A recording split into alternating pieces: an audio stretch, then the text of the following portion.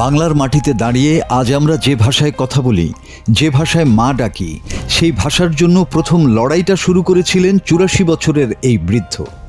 কিন্তু জানেন কি, মৃত্যুর পর তার মরদেহের সাথে কি করা হয়েছিল?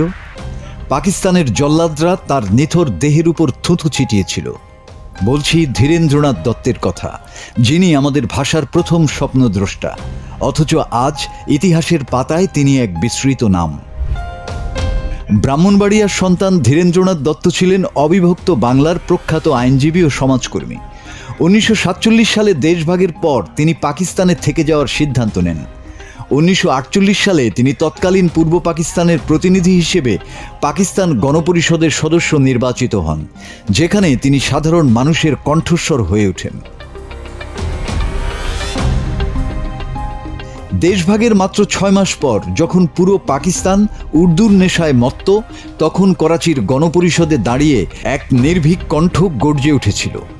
১৯৪৮ সালের ২৩শে ফেব্রুয়ারি পাকিস্তান গণপরিষদের প্রথম অধিবেশনে ধীরেন্দ্রনাথ দত্ত স্পষ্ট ভাষায় দাবি করেছিলেন বাংলাকে রাষ্ট্রভাষা করা হোক।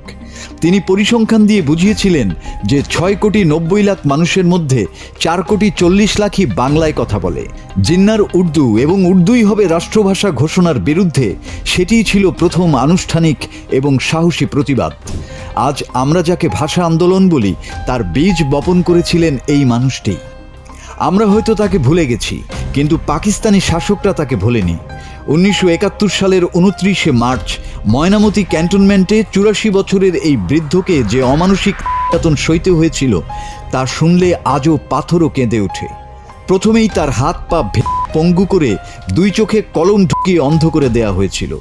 অবশেষে তাকে যখন হত্যা করা হলো, তখন শেষ অপমানের জন্য তার মৃতদেহ বাইরে ফেলে রাখা হয়েছিল প্রকাশ্য রাস্তায়, যাতে মানুষ তার গায়ে থুথু দেয়। ভাষার জন্য এমন চরম মূল্য আর কেউ দেয়নি। ধীরেন্দ্রনাথ দত্ত কোনো পদক পাননি, ইতিহাসের মূল পাতায় তার নামটা সেভাবে ঠাঁই পায়নি, কিন্তু আজ যখন বাংলায় একটি বর্ণ লেখা হয়, তখনও এই বৃদ্ধ মানুষটির রক্ত ঋণের কথা আমাদের মনেও থাকে না।